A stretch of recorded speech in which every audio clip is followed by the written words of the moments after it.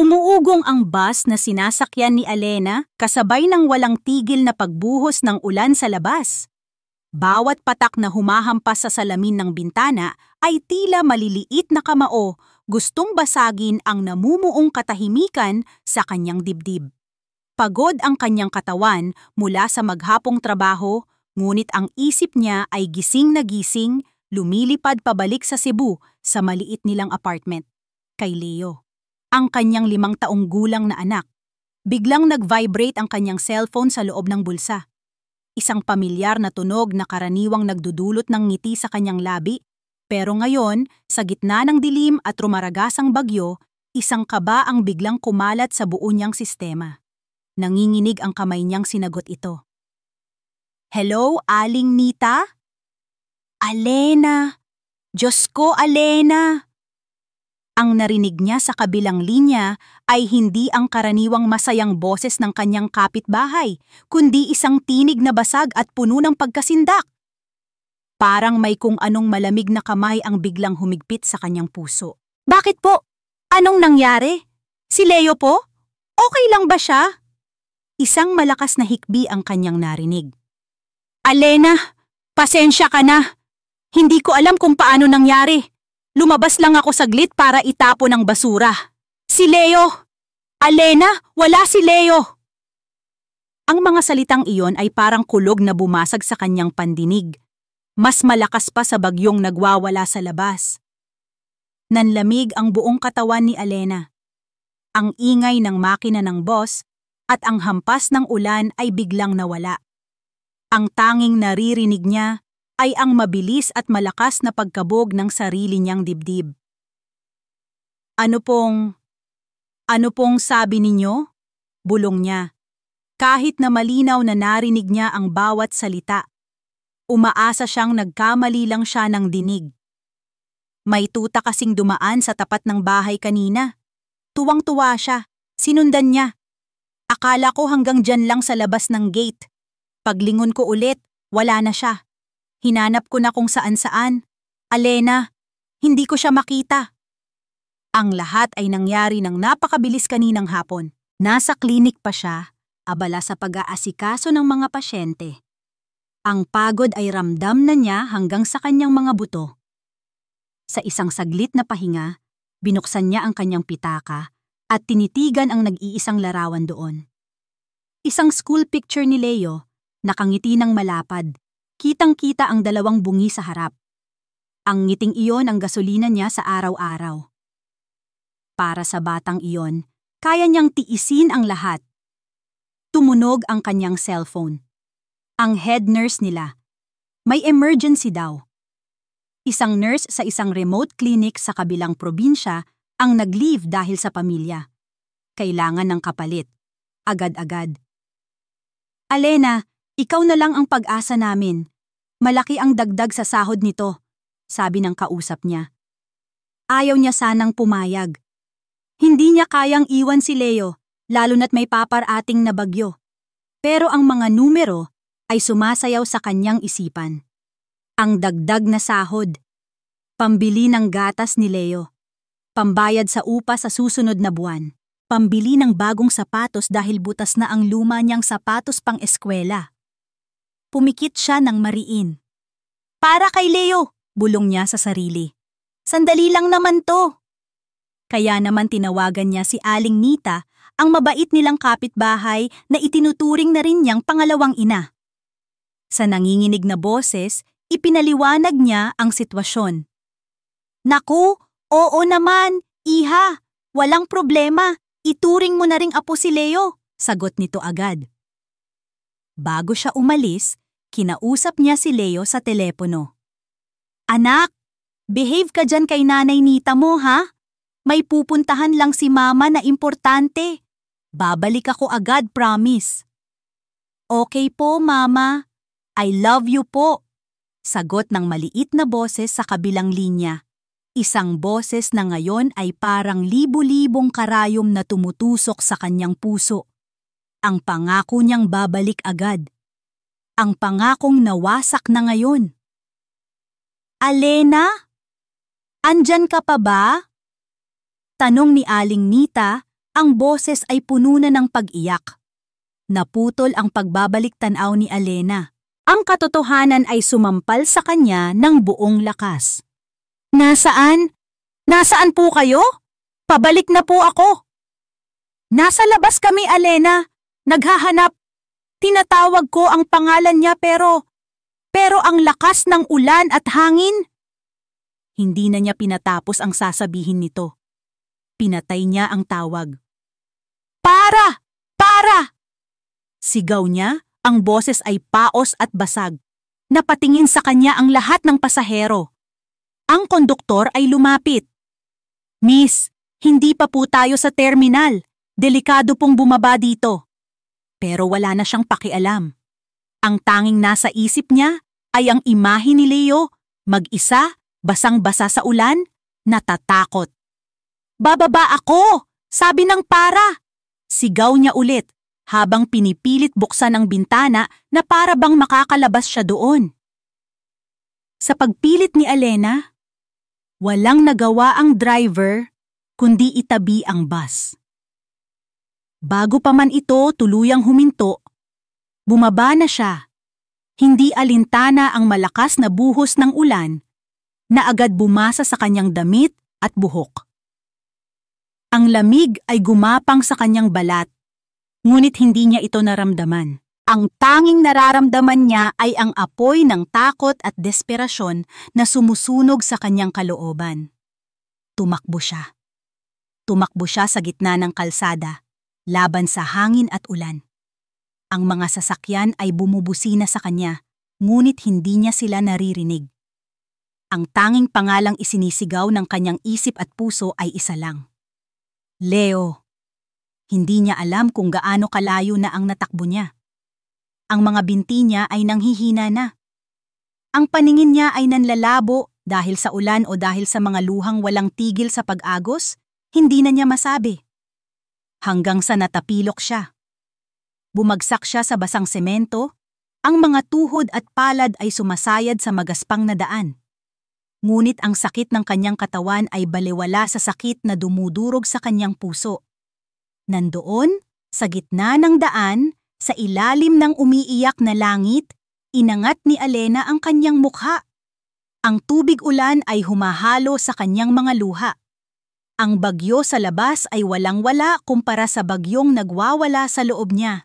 Isang sigaw ang kumawala mula sa kaibuturan ng kanyang kaluluwa. Isang sigaw ng isang ina na nawalan ng pinakamahalaga sa kanya. Isang sigaw na puno ng sakit, pagsisisi at takot. Leo! Anak! Nasaan ka? Hinampas niya ang kalsada. Muli at muli. Humagulgol siya ng walang tigil, ang kanyang boses ay nilalamon ng ugong ng bagyo. Wala siyang pakialam kung may makakita sa kanya. Wala siyang pakialam sa mundo. Ang mundo niya ay nawawala. At hindi niya alam kung paano ito hahanapin. Ang mamahaling European sedan ni Isabela ay marahang dumadausdo sa malawak na kalsada. Ang tanging ingay na maririnig ay ang maindayog na pagpagaspas ng windshield wipers laban sa walang awang buhos ng ulan. Sa labas, ang mundo ay isang magulong larawan ng dilim at tubig. Sa loob, ang katahimikan ay malamig at mabigat. Katatapos lang ng grand opening ng bago niyang art gallery. Isang tagumpay kung ang pagbabatayan ay ang dami ng mga bisitang dumalo, mga maimpluwensyang tao sa Cebu na nagpapalakpakan at bumabati sa kanya. Ngunit habang pauwi siya ngayon, mag-isa sa kanyang sasakyan, isang pamilyar na pakiramdam ng kahungkagan ang muling yumakap sa kanya. Para saan ang lahat ng ito? Ang magagarang damit, ang mga party, ang apelidong daladala niya, ang pangalang Mrs. Isabela de Villa. Asawa ni Marco de Villa, isa sa mga pinakabatang at pinakamatagumpay na CEO sa bansa. Sa papel, perpekto ang buhay niya. Pero ang papel ay nasusunog. At ang totoo, abo na lang ang natitira sa kanilang pagsasama. Napabuntong hininga siya. Ang mansyon na kanyang uuwian ay hindi isang tahanan. Isa itong malaki at malamig na museo, puno ng mga mamahaling bagay pero walang buhay, walang init. Kagaya ng pagsasama nila ni Marco. Bigla siyang napapreno. Sa gitna ng daan, sa abot ng liwanag ng kanyang headlight, may isang maliit na anyo. Nakaupo sa gilid ng kalsada, yakap-yakap ang sarili nitong mga tuhod. Isang bata. Ang unang pumasok sa isip niya ay inis. Sino ang mag-iiwan ng bata sa ganitong panahon? Ngunit nang makita niya ang pagyanig ng maliliit na balikat nito, ang inis ay napalitan ng awa. Binuksan niya ang kanyang pinto. Ang malakas na hangin at ulan ay agad na humampas sa kanya. Ginulo ang kanyang mamahaling ayos at binasa ang kanyang damit na sutla. Pero hindi niya iyon ininda. Dahan-dahan siyang lumapit. "Hi!" Mahinahon niyang sabi. "Okay ka lang ba? Nasaan ang mama at papa mo?" Ang bata ay nag-angat ng mukha. Mga 5 taong gulang, basa ang buhok na nakadikit sa kanyang noo, ang mga pisngi ay namumula sa lamig. Ang malalaki at bilugang mga mata nito ay puno ng luha at takot. Umiling lang ito, hindi makapagsalita at muling humikbi. Isang bagay ang kumirot sa puso ni Isabela. Isang pakiramdam na matagal na niyang kinalimutan. Walang pag-aalinlangan. Hinubad niya ang kanyang coat at maingat na ibinalot sa nanginginig na bata. "Huwag kang mag-alala," bulong niya. Ang boses ay mas malambing kaysa sa inaasahan niya. "Hindi kita sasaktan. Isasama muna kita sa bahay para hindi ka na ginawin. Okay?" Binuhat niya ang bata. Magaan ito, ngunit ang bigat na dala nito sa kanyang dibdib ay kakaiba. Isang bigat na may kasamang init. Pagdating sa mansyon, ang katahimikan ay sumalubong sa kanila. Ibinaba ni Isabela ang bata sa isang malambot na sofa sa sala. Ang maliit na katawan nito ay tila nilamon ng laki ng silid. "Sandali lang, kukuha ako ng tuwalya at mainit na damit," sabi niya. Mabilis siyang umakyat sa itaas. Sa dinami-dami ng kwarto sa bahay na iyon, walang kahit isang gamit ng bata. Kumuha na lang siya ng isang malinis na t-shirt ni Marco at isang makapal na cashmere blanket. Pagbalik niya, maingat niyang pinunasan ang buhok at katawan ng bata. Binihisan niya ito ng t-shirt na halos maging bestida na sa haba. Hindi nagsasalita ang bata, nakatingin lang ito sa kanya. Ang mga mata ay puno pa rin ng pag-iingat. Pero wala na ang matinding takot. Nagtimpla si Isabela ng mainit na tsokolate at dahan-dahang ipinainom sa kanya. Sa bawat lagok ng bata, pakiramdam ni Isabela ay may isang piraso ng yelo sa kanyang puso ang unti-unting natutunaw. Sa unang pagkakataon sa loob ng maraming taon, ang malaking bahay na ito ay nagkaroon ng ibang kahulugan. Maya-maya pa, ang pagod at lamig ay tuluyan nang bumagsak sa katawan ng bata. Nakatulog ito sa sofa, ang isang kamay ay mahigpit na nakakapit sa laylayan ng kumot. Tinitigan ito ni Isabela. Napakagandang bata. May kung anong pamilyar sa hugis ng kanyang mukha. Ang tunog ng isa pang sasakyan sa garahe ang pumutol sa kanyang pag-iisip. Dumating na si Marco. Pumasok ito sa bahay, abala sa pagtanggal ng kanyang relos, ang mukha ay seryoso gaya ng dati. "It was a success, right? The gallery?" Tanong niya. Ang boses ay formal, parang kausap ang isang business partner. "Yes, it was," sagot ni Isabela. Ang boses niya ay kasing lamig ng sa kanya. Noon lang napansin ni Marco ang anyo sa sofa. Kumunot ang kanyang noo. "Sinong bata yan?" "I found him on the road, lost and freezing," Paliwanag ni Isabela. Hihintayin ko na lang tumila ang ulan bago ako tumawag sa pulis. Lumapit si Marco, hindi para mag-alala, kundi para usisain. Tinitigan niya ang natutulog na bata. Sa sandaling iyon, ang bata, na tila naramdaman ang presensya ng isa pang tao, ay nagsimulang gumalaw. Dahan-dahan nitong iminulat ang kanyang mga mata, inaantok pa. Ang mga mata nito ay direktang tumama sa mukha ni Marco, na nakatayo sa tabi ng sofa. Isang sandali ng katahimikan. Pagkatapos isang maliit at mahinang boses ang bumasag dito. Isang salitang nagpatigil sa pag-ikot ng mundo ni Isabela. Papa? Ang salitang Papa ay nanatiling nakalutang sa ere, isang multo na bumalot sa buong sala.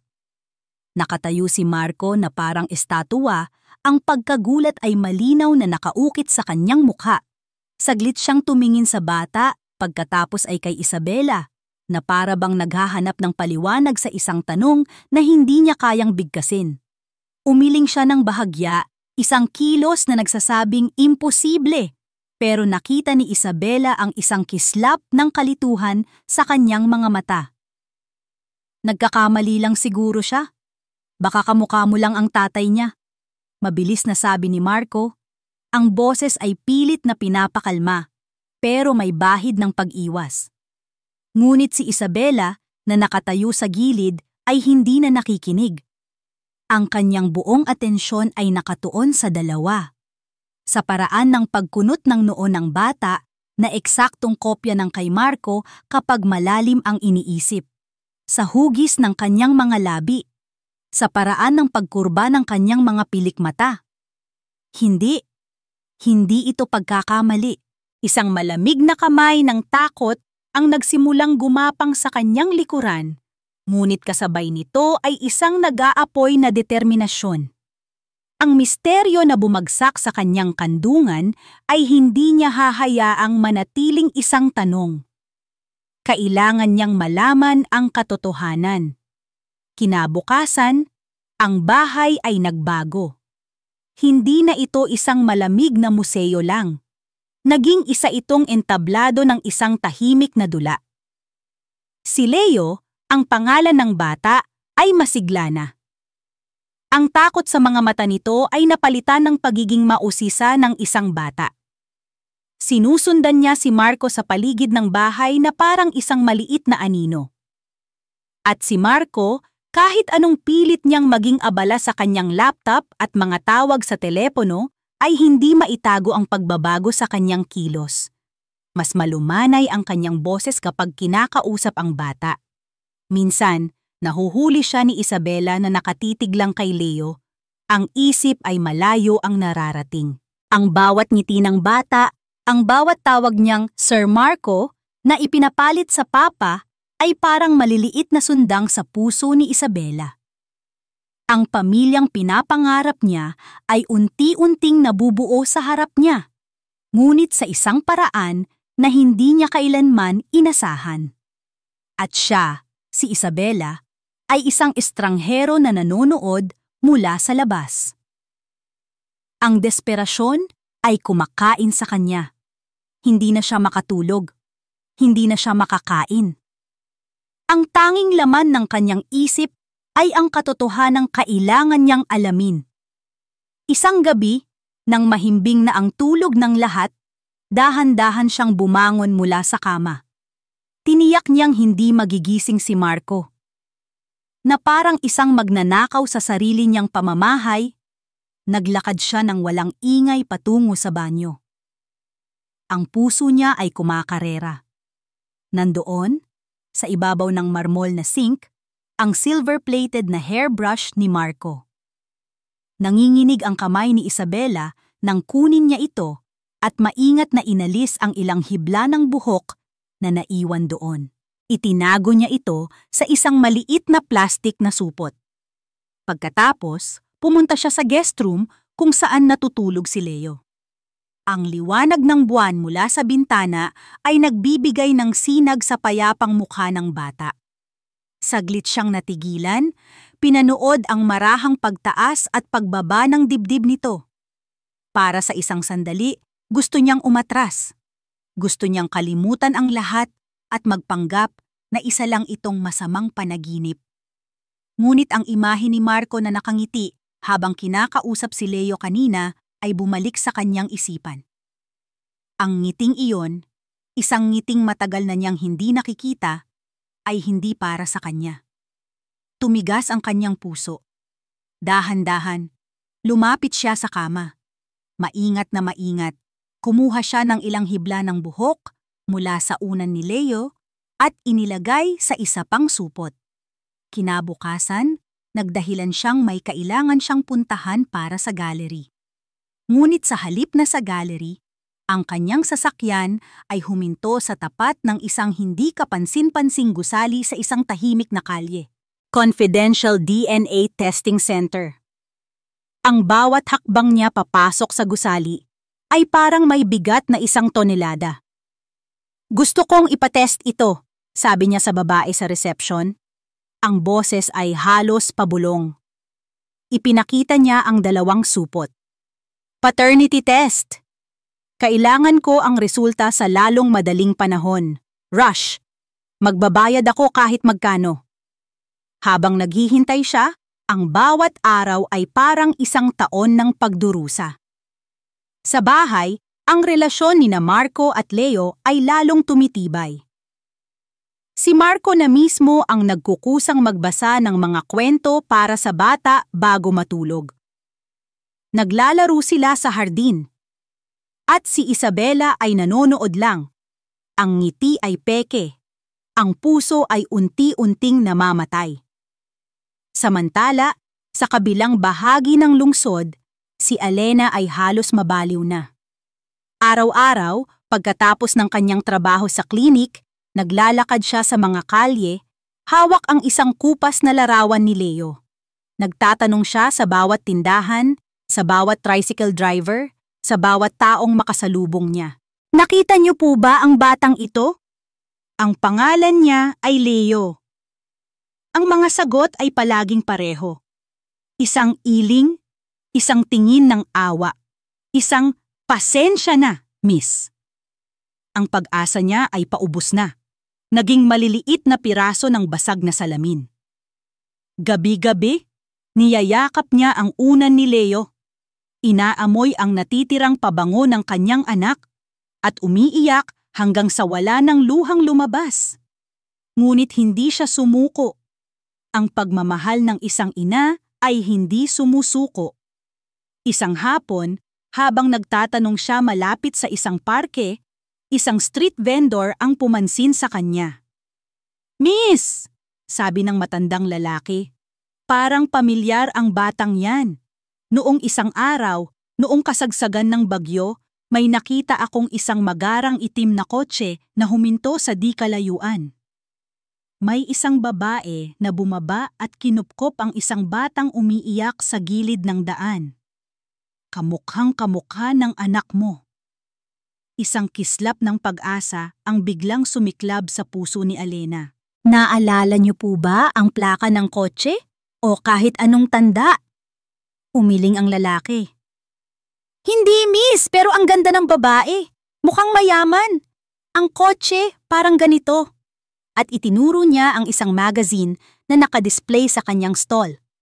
Nasa cover ng magazine si Isabela de Villa, nakatayo sa harap ng bago niyang art gallery.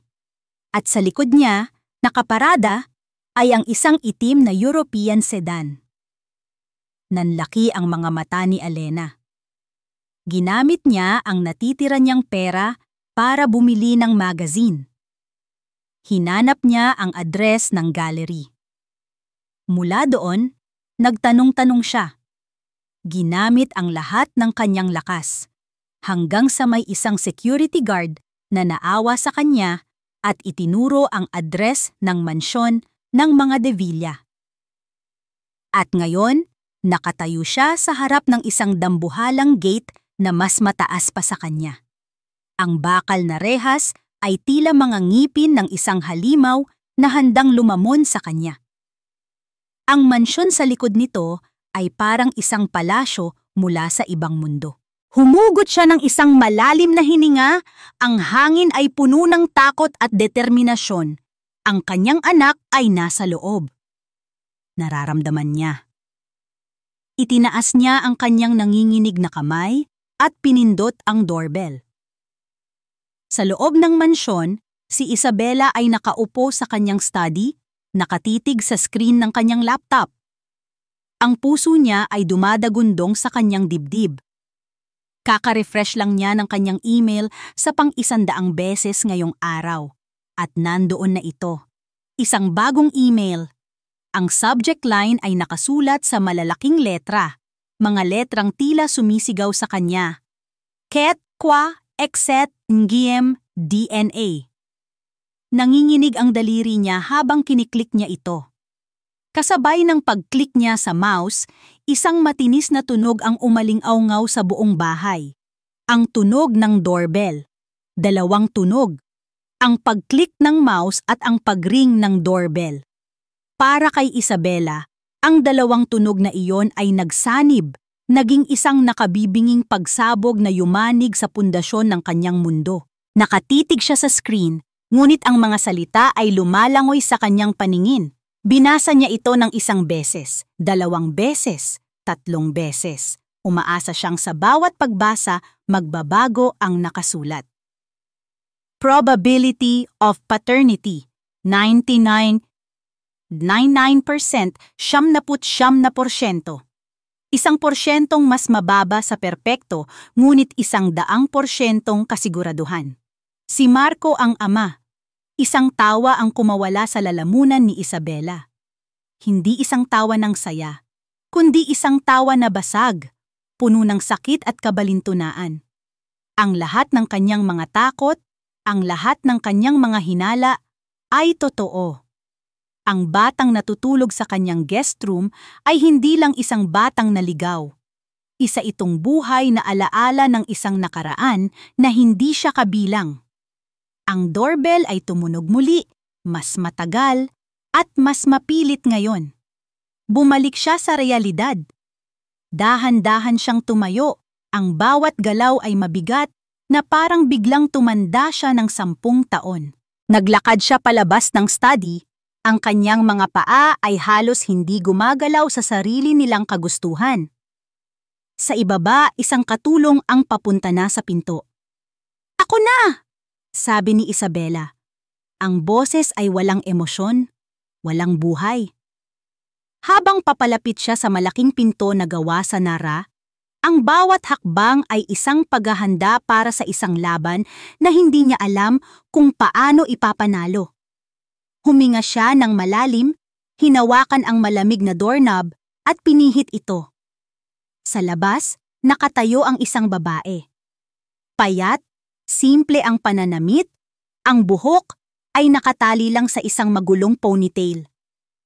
Ang kanyang mukha ay maputla at pagod, ngunit ang kanyang mga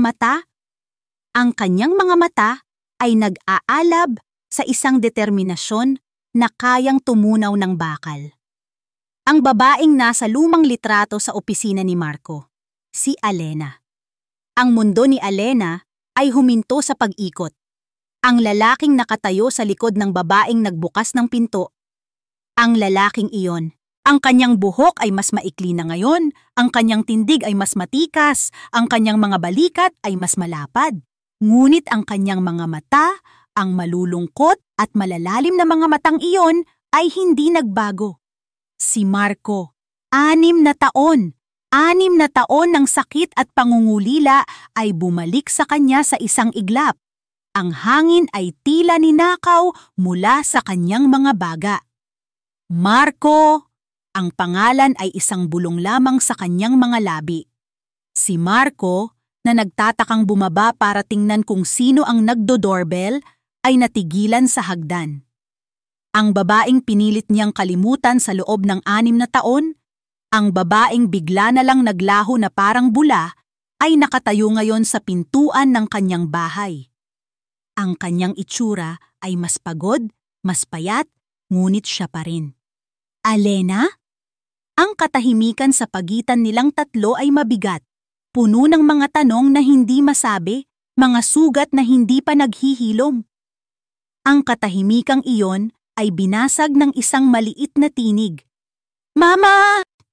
Mula sa kusina, tumakbo si Leo, hawak-hawak ang isang piraso ng tinapay. Nang makita niya si Alena sa pinto, ang kanyang mga mata ay nanlaki sa tuwa at gulat. Binitiwan niya ang tinapay at tumakbo ng buong bilis. "Mama! Mama! Andito ka na!" Yumuko si Alena at sinalubong ang mahigpit na yakap ng kanyang anak. Ipinikit niya ang kanyang mga mata, dinadama ang init at bigat ng maliit na katawan sa kanyang mga braso. Ang nawawala niyang mundo ay bumalik na. Ang lahat ng pagod, lahat ng takot ay nawala. "Anak! Anak ko!" Umiiyak niyang sabi. Paulit-ulit na hinahalikan ang buhok ni Leo. Ang eksenang iyon, ang perpektong larawan ng mag-ina, ang huling patak na nagpaapaw sa baso para kay Isabela. At para kay Marco, ito ang kumpirmasyong sumampal sa kanya ng buong lakas. Ang batang tinawag siyang Papa ay anak ng babaeng iniwan siya. Ang gulat sa mukha ni Marco ay dahan-dahang napalitan ng isang bagay na mas madilim, mas mapanganib. Galit. Anong ibig sabihin nito, Alena?" Tanong niya. Ang boses ay mababa at kontrolado, ngunit may nakatagong panginginig. Humarap si Alena, buhat-buhat pa rin si Leo na nakakapit ng mahigpit sa kanyang leeg. Tiningnan niya si Marco ng diretso sa mga mata. "Siya si Leo, anak ko." "Anak mo?"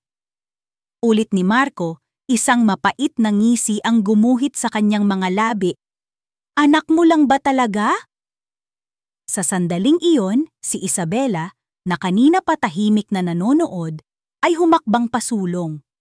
Ang kanyang muka ay walang emosyon, na parang isang maskara, ngunit ang mga mata niya ay nagbabaga. Hawak niya ang kanyang cellphone.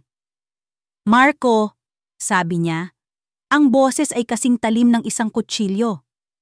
"Hindi mo na kailangang magtanong." Ipinakita niya ang screen ng cellphone kay Marco. Doon, nakasulat sa itim at puti ang katotohanang dudurog sa kanilang lahat.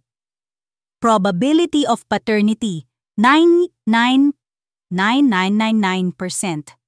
Ang tingin ni Marco ay lumipat mula sa cellphone kay Isabela at pabalik kay Alena. Ang kanyang mukha ay isang bagyo ng mga emosyon. Pagkalito, sakit, at higit sa lahat, isang umaapaw na pakiramdam ng pagkakanulo. 6 na taon, sabi niya. Ang boses ay naging isang pabulong na sigaw. 6 na taon, Alena! Ipinagkait mo sa akin ang sarili kong anak! Ang sakit sa kanyang mga salita ay tumama kay Alena, ngunit hindi siya nagpatinag. "Wala kang alam sa mga nangyari." "Wala akong alam?" Sigaw ni Marco, ang kanyang kontrol ay tuluyan ng nawala. "Ang alam ko, umalis ka ng walang paalam. At ngayon, babalik ka na lang basta-basta? Para ano? Para kunin ulit ang anak ko at mawala na naman?" "Anak ko siya!" Giit ni Alena. Ang kanyang boses ay tumataas na rin. "Ako ang ina niya! At ako ang ama niya!" Sigaw ni Marco pabalik. "Isang amang hindi mo man lang binigyan ng karapatang makilala siya." Bumaling siya sa katulong. "Tawagan mo si Attorney Diaz. Sabihin mo, pumunta siya dito. Ngayon din." Nanlamig si Alena. "Attorney Diaz, ang pangalan ng pinakamagaling at pinakakilalang abogado sa Cebu, ang abogado ng mga De Villa." "Marco, anong ginagawa mo?" Tumingin si Marco sa kanya. Ang mga mata ay malamig na parang yelo. "Hindi mo na ulit siya ilalayo sa akin, Alena. Hinding-hindi na." Dumating ang abogado wala pang kalahating oras, mabilis at epesyente. May dala siyang mga dokumento. Isang pansamantalang restraining order. Ipinagbabawal ng utos na ito na ilabas ni Miss Alena ang bata mula sa pamamahay na ito hanggat hindi nagkakaroon ng formal na pagdinig sa korte tungkol sa kustodya. Paliwanag ng abogado sa isang formal na tono. Nabitawan ni Alena si Leo. Ang kanyang mga binti ay nanghina. Ang papel na iniabot sa kanya ay parang isang hatol ng kamatayan. Hindi niyo pwedeng gawin to sa akin. Pagmamakaawa niya, ang tingin ay nakatuon kay Marco. Marco, parang awa mo na. Anak ko siya. Ngunit si Marco ay hindi na nakatingin sa kanya. Nakatingin siya kay Leo na ngayon ay umiiyak na rin sa takot dahil sa sigawan. Papasok na kita sa kwarto, Leo, sabi niya. Ang boses ay pilit na pinapakalma para sa bata. Huwag kang mag-alala, andito lang si Papa. Kinuha niya ang kamay ng umiiyak na bata at nagsimulang akyatin ang hagdan, hindi man lang nililingon si Alena. Naiwan si Alena na nakatayo doon, hawak ang papel na sumisira sa kanyang buhay, habang pinapanood ang lalaking minahal niya noon na inaagaw ang kanyang anak. Ang babaeng nagbukas ng pinto ay nakatayo sa isang sulok, tahimik na nanonood. Ang mukha ay hindi mabasa. Naiwan siyang mag-isa, talunan. At sa unang pagkakataon, naramdaman niya ang tunay na kahulugan ng salitang wala. Ang mga sumunod na araw ay isang malabong panaginip para kay Alena. Isang bangungot kung saan siya ay gumigising araw-araw sa parehong paulit-ulit na sakit. Ang kanyang maliit na apartment, na dati puno ng tawanan at ingay ni Leo, ay naging isang tahimik at malungkot na kuweba. Ang bawat sulok ay nagpapaalala sa kanya ng kanyang anak. Ang mga laruang nakakalat sa sahig. Ang maliit na sapatos sa tabi ng pinto. Ang unan na may amoy pa rin ng kanyang buhok. Ang utos ng korte ay malinaw. Ang digmaan ay nagsimula na. Ang unang hakbang niya ay ang humanap ng abogado. Isang gawain na mas madaling sabihin kaysa gawin. Ang pera sa kanyang bank account ay sapat lang para sa pang-araw-araw na gastusin. Ang mga abogadong kaya niyang bayaran ay tiningnan lang siya ng may awa, sinasabing halos imposible ang kanyang kaso. Kinakalaban mo ang mga De Villamis? Sabi ng isang matandang abogado mula sa Public Attorney's Office, ang kanyang boses ay pagod na sa daan-daang kasong katulad ng sa kanya. May pera sila, may impluwensya. Ikaw, anong panlaban mo? Ang tanong na iyon ay umalingaw-ngaw sa kanyang isipan, isang malupit na paalala ng kanyang kahinaan. Ano nga ba ang panlaban niya? Ang pagmamahal ng isang ina? Sapat na ba iyon para kalabanin ang isang makapangyarihang pamilya? Kahit na may pag-aalinlangan, hindi siya sumuko. Nagpatuloy siya sa paghahanap. Kumakatok sa bawat pintong makita niya. Tinitiis ang bawat pagtanggi. Dahil sa dulo ng bawat nakakapagod na araw, ang imahe ng umiiyak na mukha ni Leo. Habang kinukuha ito ni Marco ang nagbibigay sa kanya ng lakas para bumangon kinabukasan. Isang hapon, pagkatapos ng isa na namang bigong paghahanap, umupo siya sa isang bangko sa plaza, pagod at gutom. Tinitingnan niya ang mga pamilyang naglalaro, ang mga batang tumatawa, at ang sakit sa kanyang dibdib ay lalong tumitindi. Biglang isang makintab at itim na kotse ang huminto sa kanyang tapat. Bumukas ang bintana sa likuran at isang mukha ang kanyang nakita. Isang mukhang pilit na niyang kinakalimutan sa loob ng 6 na taon. Ang buhok na perpektong nakaayos, ang mga alahas na kumikinang, ang mga matang mapagmataas at malamig na parang yelo. Si Doña Victoria de Villa. Ang oras ay tila bumagal. Ang ingay ng plaza ay biglang nawala. Ang tanging naririnig ni Alena ay ang malakas na pagkabog ng kanyang puso. Ang babaeng ito.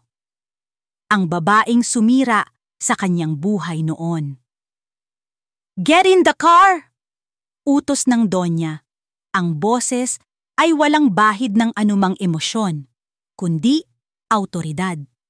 Hindi ito isang pakiusap, kundi isang kautusan. Nanginginig ang buong katawan ni Alena. Ang takot na naramdaman niya 6 na taon na ang nakalipas ay bumalik, sariwa at mas matindi. Ngunit kasabay ng takot, may isang bagong damdamin na umusbong. Galit. Ang galit ng isang inang inaagawan ng anak. Tumayo siya at lumakad palayo. Ngunit bago pa siya makalayo, bumukas ang pinto ng kotse at bumaba ang driver. "Pinapasakay po kayo ni ma'am." Wala siyang nagawa. Alam niyang hindi siya titigilan nito. Pumasok siya sa loob ng kotse, ang amoy ng mamahaling leather at pabango ay halos makasuka sa kanya. Dinala siya ng kotse sa isang mamahaling cafe. Umupo sila sa isang pribadong sulok. Si Doña Victoria ay umorder ng tsaa na parang wala lang, habang si Elena ay hindi man lang magalaw ang baso ng tubig sa kanyang harapan. "I heard about the news," panimula ng matanda habang hinahalo ang kanyang tsaa. "Isang malaking sorpresa, isang apo, hindi ko inaasahan." Hindi umimik si Elena. 6 na taon. Pagpapatuloy ni Doña Victoria, ang tingin ay nakatuon sa kanya, matalas at mapanuri. 6 na taon kang nanahimik. Magaling. Akala ko natuto ka na sa leksyon mo. Ang alaala ay bumalik kay Elena na parang isang matalim na kutsilyo. Ang araw na iyon sa ospital, 6 na taon na ang nakalipas.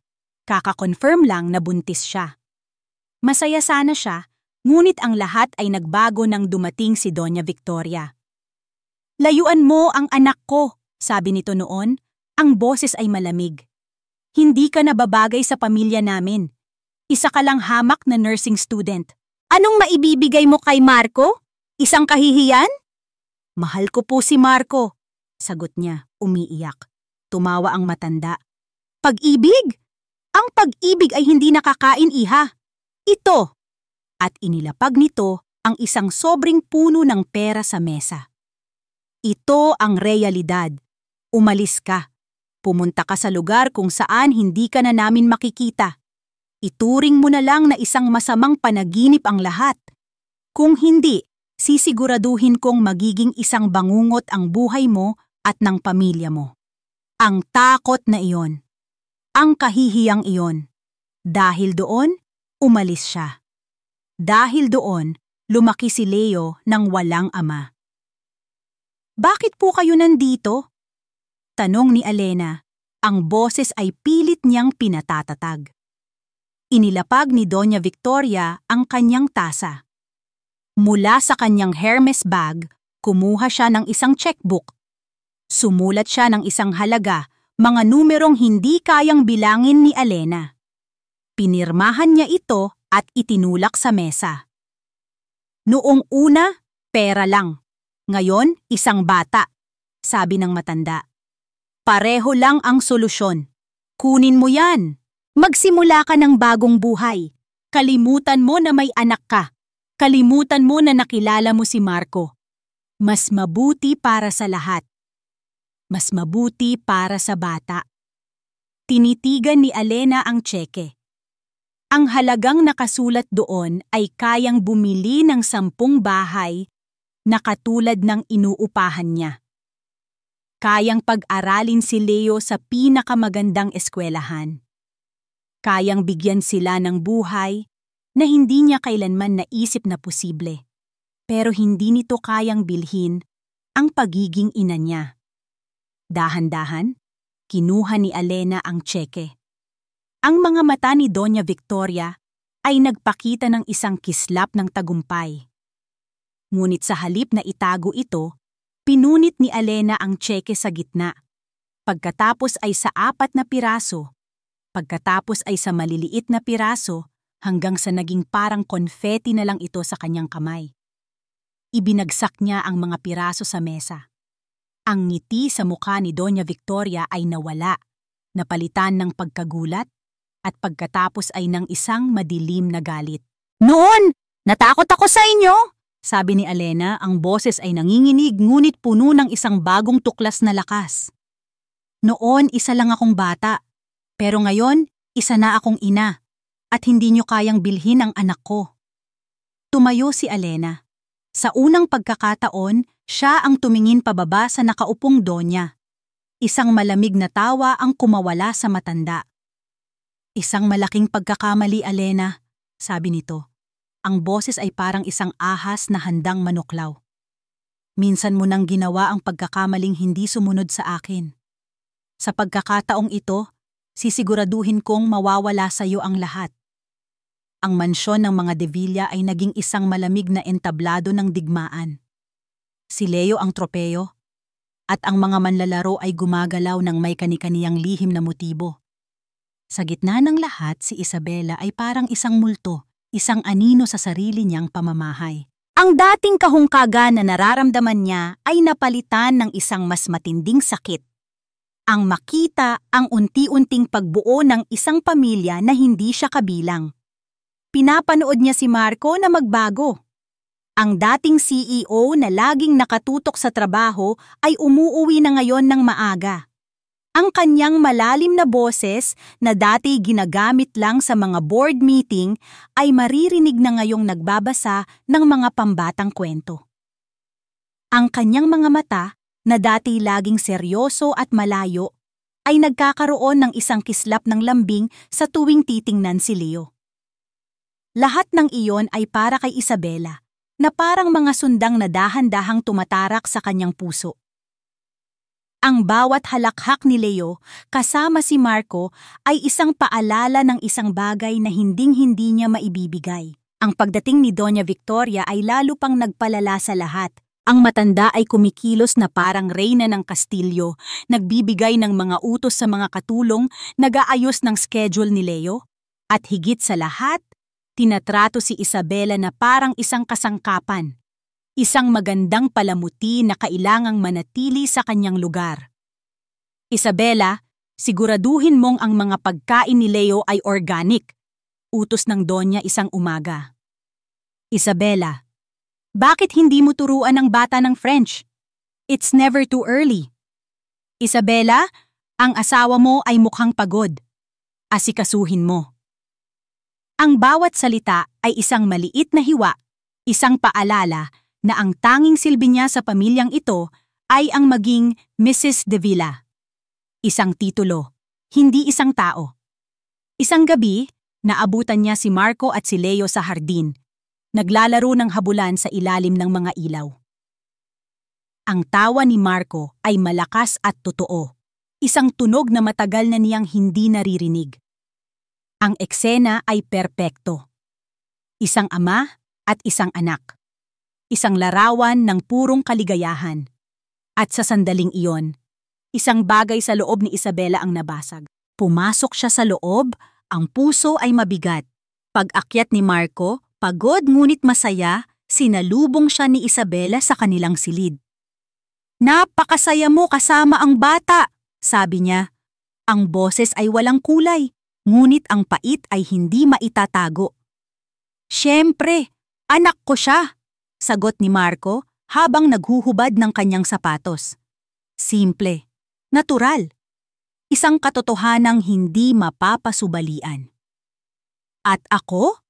Tanong ni Isabela. Ang boses ay nagsimula ng manginig. Ano ako sa bahay na ito, Marco? Isang taga-alaga? Isang dekorasyon? Tumingin si Marco sa kanya.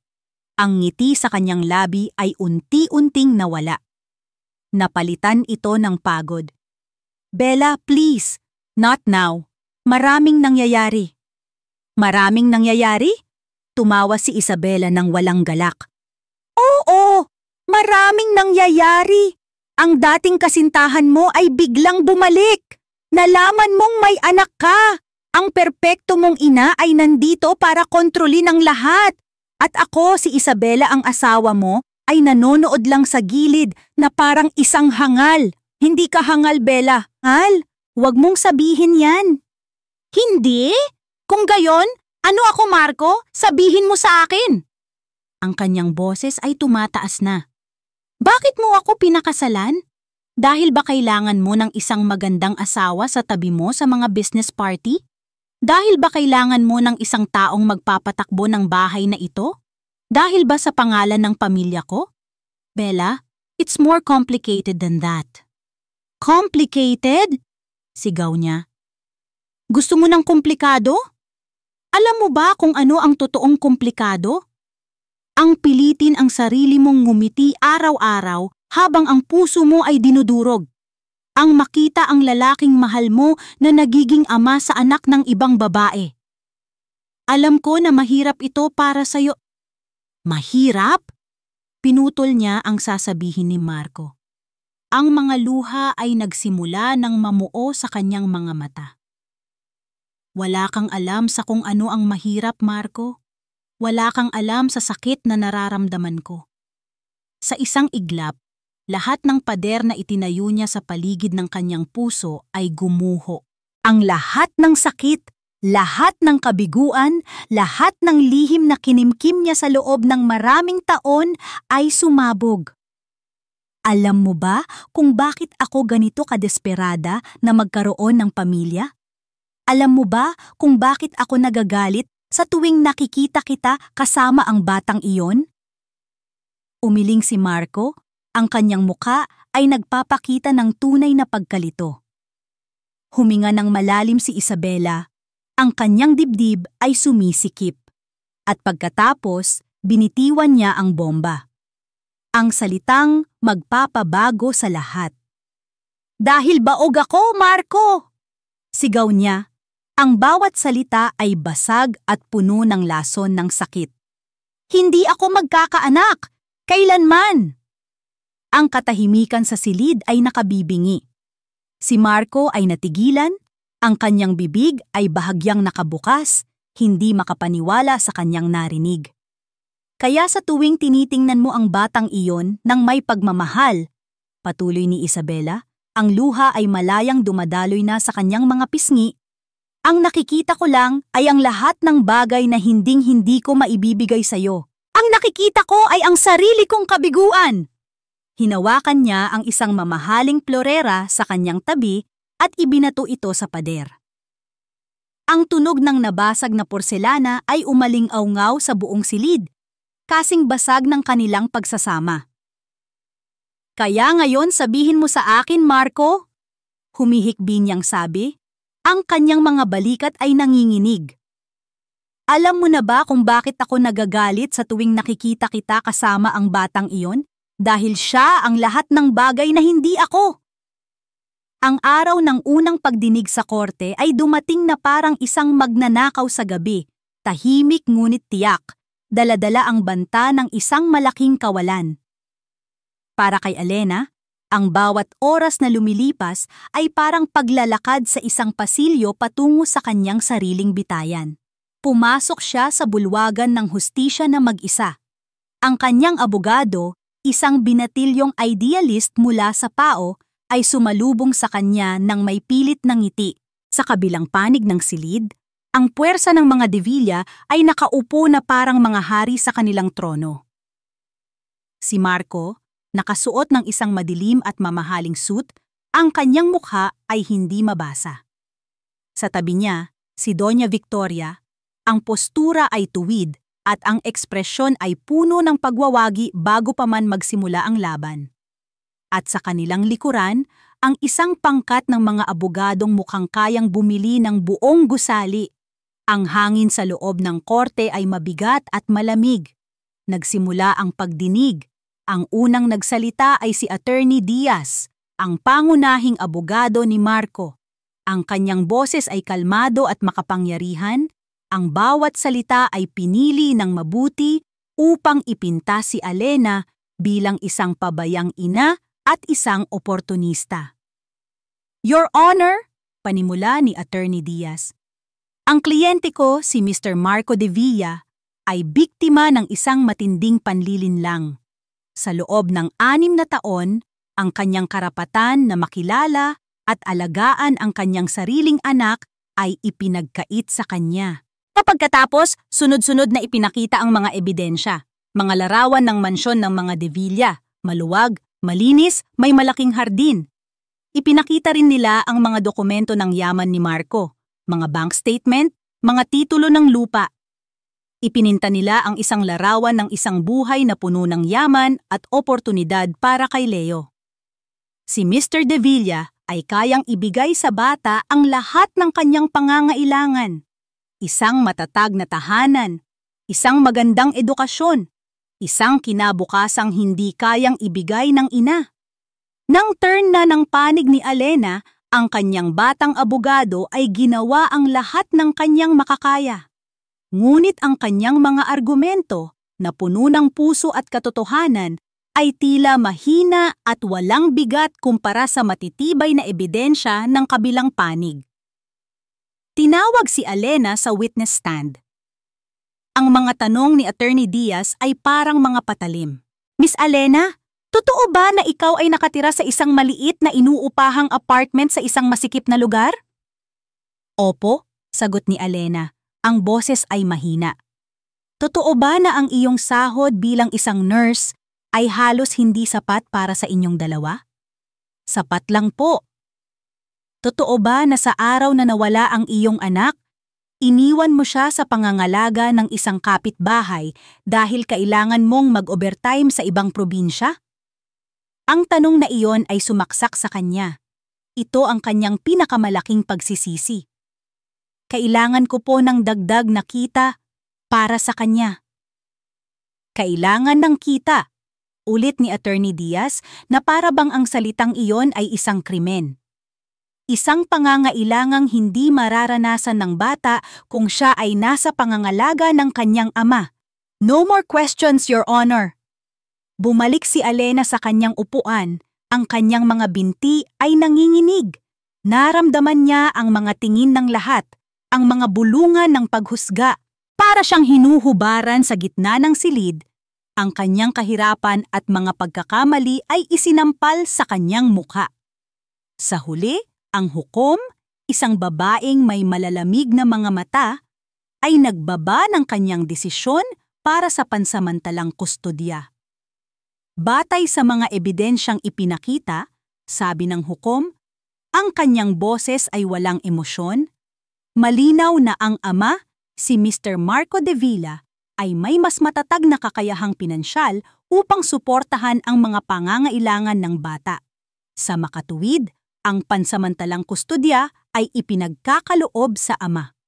Ang bawat salita ay parang isang martilyo na pumupukpok sa puso ni Alena.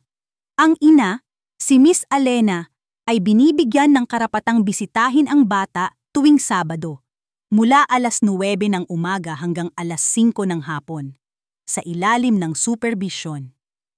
Supervision. Ibig sabihin, hindi niya pwedeng isama si Leo sa labas.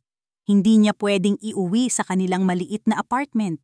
Ang 8 oras na iyon bawat linggo, kailangan niyang gugulin sa loob ng mansyon ng mga De Villa, sa ilalim ng mapanuring mga mata ng kanyang mga kaaway. Tumayo ang hukom. Tapos na ang pagdinig. Para kay Alena, parang gumuho ang mundo. Nakita niya ang ngiti ng tagumpay sa mukha ni Doña Victoria.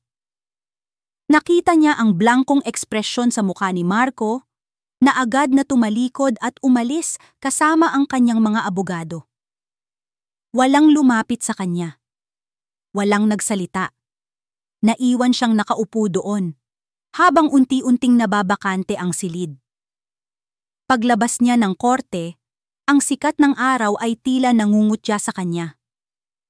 Paano maaaring maging ganito kaliwanag ang mundo kung ang loob niya ay puro kadiliman? Nakita niya sa di kalayuan ang kotse ng mga De Villa. Pinasakay si Marco. At pagkatapos, mula sa isang hiwalay na sasakyan, bumaba si Leo kasama ang isang yaya, ang kanyang anak, nakasuot ng mga bagong damit, mga damit na hindi siya ang bumili. "Mama!"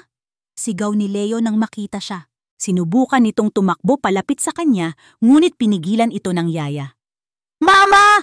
Uwi na tayo, Mama!" Umiiyak na, sabi ng bata. Ang mga maliliit na kamay ay nakaunat sa kanya. Sinubukan ni Alenang lumapit, ngunit isang security guard ang humarang sa kanya. "Pasensya na, ma'am, hindi po pwede." Nandoon siya, ilang metro lang ang layo mula sa kanyang anak, Ngunit parang may isang pader na salamin sa pagitan nila. Nakikita niya si Leo. Naririnig niya ang kanyang iyak. Ngunit hindi niya ito mayakap. Hindi niya ito mahawakan. Pinasok si Leo sa kotse. Habang umaandar ito palayo, nakita niya ang mukha ng kanyang anak na nakadikit sa bintana. Ang mga mata ay puno ng luha. Ang bibig ay paulit-ulit na sinasabi ang salitang Mama. At pagkatapos, nawala na sila. Naiwan si Alena na nakatayo sa gilid ng daan. Ang kanyang katawan ay walang lakas. Ang kanyang puso ay basag na basag. Ang araw na iyon, nawala sa kanya ang lahat. Ang tagumpay sa korte ay hindi nagdulot ng kasiyahan kay Marco. Sa halip, nag-iwan ito ng isang mapait na lasa sa kanyang bibig. Isang pakiramdam ng pagkapanalo sa isang laban na hindi niya dapat nilabanan sa simula pa lang. Ang mansyon na ngayon ay legal ng tahanan ni Leo ay naging mas malamig at mas malungkot. Si Leo, na dati masigla at mausisa, ay naging isang malungkot na anino. Ang kanyang mga tawa ay naging pilit. Ang kanyang mga mata ay laging nakatingin sa may pintuan na para bang naghihintay ng isang taong hindi darating. Papa, kailan darating si Mama? Tanong nito isang gabi, habang tinutulungan siya ni Marco sa kanyang pagkain. Darating siya sa Sabado, anak. Di ba napag-usapan na natin to? Sagot ni Marco. Pilit na pinapasigla ang kanyang boses. Umiling si Leo. Itinulak palayo ang plato ng mamahaling pagkain. Gusto ko si Mama ngayon. Miss ko na luto niya. Ang mga simpleng salitang iyon ay tumama kay Marco ng mas malakas kaysa sa anumang argumento sa korte. Nag-aalok siya ng mga laruan, mga mamahaling damit, isang malaking bahay, lahat ng bagay na kayang bilhin ng pera. Ngunit ang hinahanap ng kanyang anak ay isang bagay na hindi niya maibigay, ang kanyang ina. Ang bawat pagbisita ni Alena tuwing Sabado ay isang masakit na dula. Si Alena ay darating, ang mga mata ay malungkot, ngunit puno ng pagmamahal. Si Leo ay tatakbo sa kanya, at sa loob ng 8 oras, sila ay magiging isang mundo sa kanilang sarili. Naglalaro sa isang sulok ng sala sa ilalim ng mapanuring tingin ng isang yaya at, kung minsan, ni Doña Victoria. At si Marco ay nanonood mula sa malayo, mula sa kanyang opisina sa itaas. Nakikita niya ang paraan ng pagtawa ni Leo kapag kasama si Alena. Isang tawa na totoo at walang halong lungkot. Nakikita niya ang paraan ng pag-aalaga ni Alena, ang pagpunas sa bibig ni Leo, ang pag-ayos ng kanyang buhok. Mga maliliit na bagay. Mga bagay na hindi niya alam kung paano gawin. Isang gabi, narinig niya ang pag-uusap ng kanyang ina at ni Attorney Diaz sa telepono. Yes, kailangan nating i-appeal agad. We need to push for full custody. No visitation rights, sabi ni Doña Victoria. Ang boses ay matigas na parang bakal. The mother is a destabilizing influence. Kailangan nating ipakita sa korte na wala siyang kakayahan sa lahat ng aspeto. Nanlamig si Marco. Walang karapatang bumisita? Ibig sabihin, tuluyan nang aalisin si Alena sa buhay ni Leo? Ang ideya ay biglang nagdulot ng isang matinding pagtutol sa kanyang kalooban. Isang pagtutol na ikinagulat niya mismo. Ang mga salita ni Alena sa korte ay bumalik sa kanya. Kailangan ko po ng dagdag na kita. Para sa kanya. Ang desperasyon sa kanyang boses. Dahil sa hindi maipaliwanag na dahilan, nagsimula siyang mag-alinlangan. Ang kwento ba ay kasing simple ng ipininta ng kanyang ina at ng kanyang mga abogado? Isang babaeng umalis na lang basta? Isang gabi, hindi siya makatulog. Ang imahe ni Leo na umiiyak habang paalis si Alena noong nakaraang Sabado ay paulit-ulit na naglalaro sa kanyang isipan. Bumangon siya at nagpunta sa kanyang home office. Binuksan niya ang kanyang lumang laptop, isang modelong hindi na niya ginagamit. May hinahanap siya, ngunit hindi niya alam kung ano. Sinimulan niyang buksan ang mga lumang folder, mga lumang email, mga alaala mula 6 na taon na ang nakalipas. Nakita niya ang mga lumang email nila ni Alena. Mga email na puno ng mga pangarap at mga pangako. Ang sakit ay muling kumirot sa kanyang puso, ngunit nagpatuloy siya. Pagkatapos, isang folder ang nakakuha ng kanyang atensyon. Family correspondence. Binuksan niya ito. Nandoon ang mga email ng kanyang ina. Binuksan niya ang isang email na ipinadala ni Doña Victoria sa kanyang kapatid sa Amerika, na may petsang ilang linggo matapos umalis si Alena. Ang subject ay, "Good news about Marco." Finally, that nursing student is out of the picture. She was a gold digger, a nobody. I had to intervene, of course. I made her an offer she couldn't refuse. It's for Marco's own good. He's destined for greater things than to be tied down to a girl like that. Parang may kung anong sumabog sa loob ni Marco. An offer she couldn't refuse. Ang mga salita ng kanyang ina sa cafe, na narinig niya mula sa driver. Pinunit niya ang tseke. Nagpatuloy siya sa paghahanap. Ang kanyang mga kamay ay nanginginig na ngayon. Isa pang email. Isa pang folder. Hanggang sa nakita niya ito. Isang subfolder na may pangalang Private Investigator. Binuksan niya ito. Nandoon ang mga report. Mga larawan ni Alena na naglalakad papuntang eskwelahan. Mga detalye ng kanyang schedule. Mga impormasyon tungkol sa kanyang pamilya sa probinsya.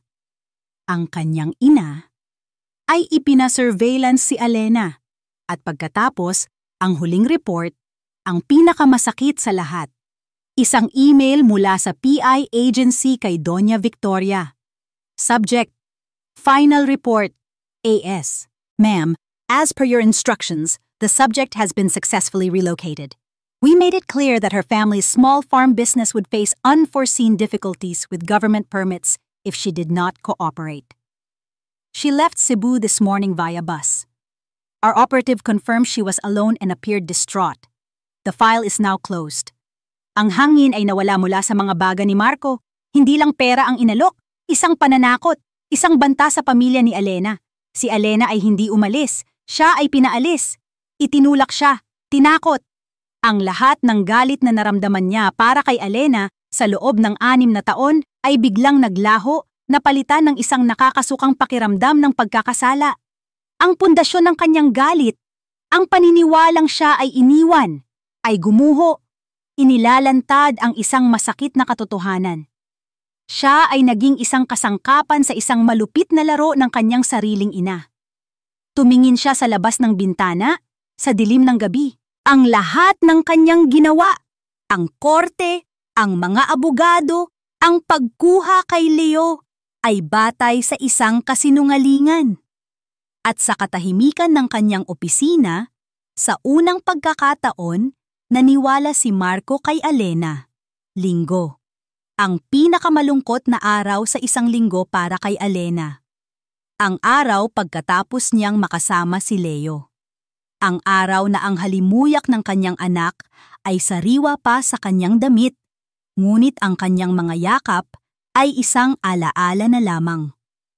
Nakaupo siya sa sahig ng kanyang apartment, nakasandal sa pader. Ang katahimikan ay bumabalot sa kanya na parang isang makapal na kumot na nakakasakal. Wala na siyang luha. Wala na siyang lakas. Ang tanging nararamdaman niya ay isang malawak at walang katapusang pagod. Natalo na siya. Alam niya iyon. Sa bawat pagbisita niya sa mansyon, lalo niyang nakikita ang katotohanan. Si Leo ay unti-unti nang nagkakaroon ng mga bagong gamit, mga bagong damit, mga bagong laruan, mga bagay na hindi niya kayang ibigay.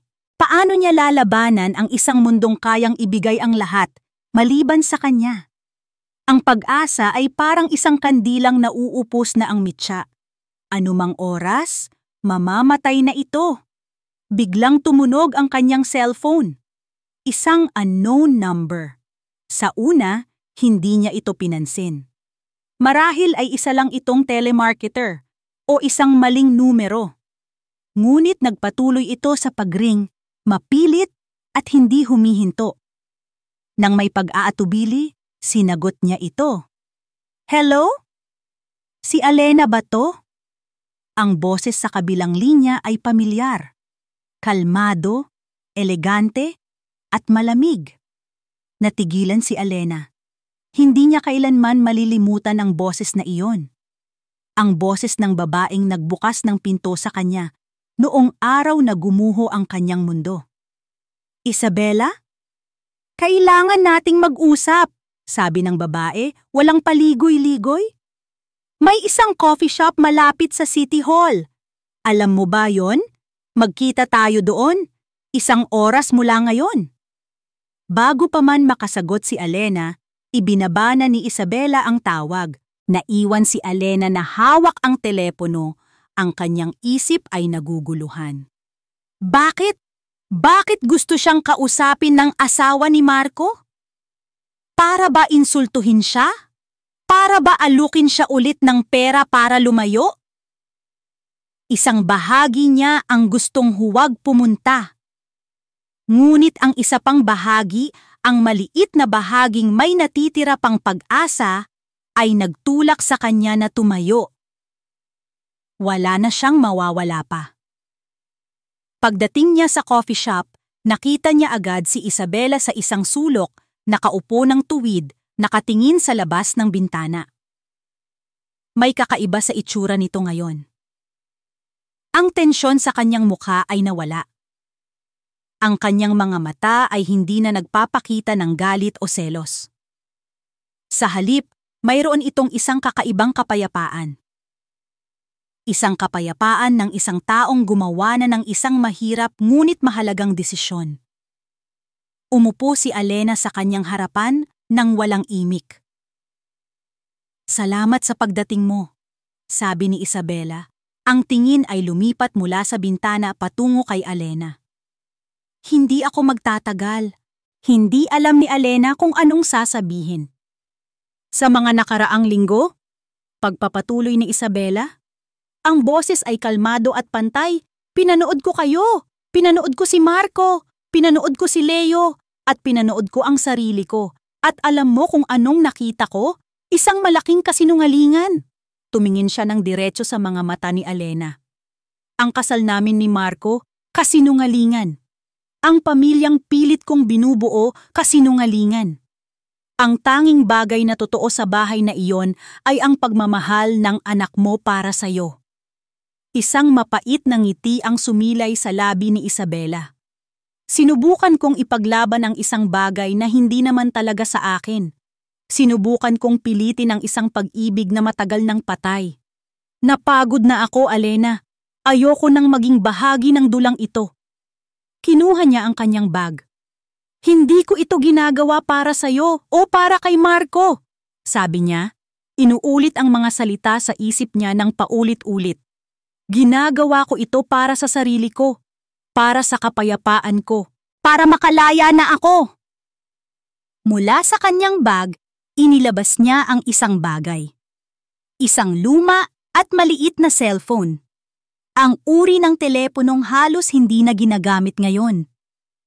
Inilapag niya ito sa mesa at itinulak palapit kay Alena. Ano to? Tanong ni Alena. Naguguluhan. 6 na taon na ang nakalipas. Paliwanag ni Isabela. Nagtatrabaho pa ako noon sa isang foundation. May isang lecture sa ospital kung saan ka nag-aaral. Nagre-record sana ako ng lecture para sa report ko, pero nakalimutan kong patayin. Pagkatapos ng lecture, may kinausap kang isang matandang babae sa hallway. Hindi ko sinasadya, pero na-record ng teleponong yan ang usapan ninyo. Nanlamig ang buong katawan ni Alena. Ang ospital, ang matandang babae, si Doña Victoria. Nanginginig ang mga kamay ni Alena habang inaabot ang telepono. Hinanap niya ang audio files. May isang file doon na may petsang 6 na taon na ang nakalipas. Pinindot niya ang play. Ang tunog ay medyo mahina at may kaunting ingay sa paligid, ngunit ang mga boses ay malinaw. Malinaw na malinaw. Una, ang kanyang sariling umiiyak na boses. Mahal ko po si Marco. Pagkatapos, ang boses na hanggang ngayon ay nagbibigay sa kanya ng bangungot. Ang malamig, mapagmataas, at walang awang boses ni Doña Victoria de Villa. Layuan mo ang anak ko. Hindi ka nababagay sa pamilya namin. Kung hindi ka lalayo, sisiguraduhin kong magiging isang bangungot ang buhay mo at ng pamilya mo sa probinsya. Ang bawat salita ay isang patunay. Ang bawat salita ay isang sandata. Ang katotohanan na matagal nang nakakulong ay nasa kanyang mga kamay na ngayon. Nag-angat siya ng tingin kay Isabela, ang kanyang mga mata ay puno ng mga luhang hindi na dahil sa sakit, kundi sa isang umaapaw na pasasalamat. Ngunit bago pa siya makapagsalita, tumayo na si Isabela. "Good luck, Alena," sabi nito. Pagkatapos ay tumalikod ito at naglakad palabas ng coffee shop, hindi na lumingon pa. Naiwan si Alena na hawak ang telepono. Ang kandilang malapit ng mamatay sa kanyang puso ay biglang nagliyab. Ang pagod sa kanyang katawan ay napalitan ng isang umaapaw na enerhiya. Ang desperasyon ay naging isang nag-aapoy na determinasyon. Tumayo siya, isinilid ang telepono sa kanyang bulsa na parang isang mahalagang kayamanan. Hindi na siya maghihintay pa. Hindi na siya iiyak sa isang sulok. Tapos na ang pagiging biktima. Lumabas siya ng coffee shop at pumara ng taxi. May isang lugar lang siyang pupuntahan. Pagdating niya sa dambuhalang gusali ng De Villa Corporation, hindi na siya nag-atubili. Naglakad siya ng diretso sa lobby, ang kanyang bawat hakbang ay may bigat at layunin. Hindi niya pinansin ang mga tingin ng mga empleyado. "Nasaan ang opisina ni Mr. De Villa?" tanong niya sa receptionist. Ang boses ay matatag. Itinuro siya ng babae sa elevator. Sumakay siya. At habang paakyat ito sa pinakatuktok na palapag, humigpit ang hawak niya sa telepono sa kanyang bulsa.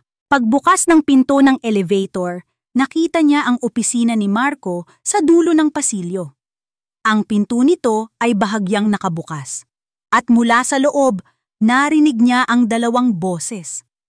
Ang boses ni Marco at ang boses ng kanyang ina. Walang katok, walang paalam.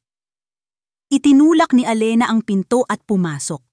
Natigilan sina Marco at Doña Victoria, parehong nagulat sa kanyang biglaang pagdating. "Alena, anong ginagawa mo dito?" tanong ni Marco, tumatayo mula sa kanyang upuan. Hindi siya pinansin ni Alena. Ang kanyang mga mata ay nakatuon kay Marco, ngunit ang kanyang mga salita ay puno ng isang bagong kapangyarihan. Inilabas niya ang lumang telepono mula sa kanyang bulsa at itinaas ito. "Marco," sabi niya, ang kanyang boses ay kalmado ngunit matalas na parang isang patalim. "Kailangan mong marinig to!" Para kay Marco, ang pagpasok ni Alena sa kanyang opisina ay parang isang paghinto ng oras. Ang babaeng nakita niyang talunan at wasak sa korte ay wala na. Ang nakatayo sa kanyang harapan ngayon ay iba. May apoy sa kanyang mga mata. May bigat sa kanyang tindig. Hawak niya ang isang lumang telepono na parang isang sandata. At si Marco, nakababasa lang ng katotohanan sa mga lumang email, ay alam sa kaibuturan ng kanyang puso na tapos na ang laro. Hindi siya umimik nang pinindot ni Alena ang play. Isang nakakabinging katahimikan ang bumalot sa maluwag na opisina habang ang tunog mula sa maliit na speaker ng telepono ay nagsimulang pumuno sa ere. Una, ang boses ni Alena. 6 na taon na ang nakalipas. Bata pa, nanginginig at puno ng sakit. Isang boses na halos hindi na maalala ni Marco.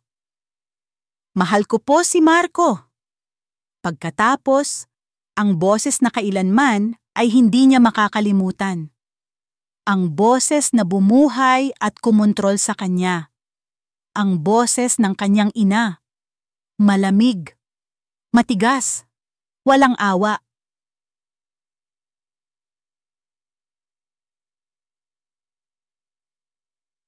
"Layuan mo ang anak ko. Hindi ka nababagay sa pamilya namin. Kung hindi ka lalayo, sisiguraduhin kong magiging isang bangungot ang buhay mo at ng pamilya mo sa probinsya." Nagtapos ang recording. Ang katahimikan na sumunod ay mas mabigat, mas nakakasakal. Tumingin si Marco sa kanyang ina. Si Doña Victoria, na kanina lang ay parang isang reyna sa kanyang trono, ay natigilan. Ang kulay ay nawala sa kanyang mukha. Ang pagkagulat ay malinaw na nakaukit sa kanyang mga mata. Ngunit ito ay tumagal lamang ng isang saglit. Ang pagkagulat ay napalitan. Hindi ng pagsisisi, hindi ng hiya. Napalitan ito ng galit. Galit dahil nahuli siya. "Saan mo nakuha yan?" Tanong ng matanda. Ang tingin ay matalim na nakatuon kay Alena. "Isa itong paninira! Isang gawa-gawa!" Ngunit si Marco ay hindi na nakikinig sa kanya. Nakatingin siya kay Alena. Sa wakas, nakita niya ang buong larawan. Ang mga email, ang private investigator, ang banta, ang recording. Lahat ng piraso ng puzzle ay nagkadugtong-dugtong, bumubuo ng isang larawan ng isang karumal-dumal na kasinungalingan. "Totoo ba to?" Tanong ni Marco. Ang boses ay mababa at nanginginig.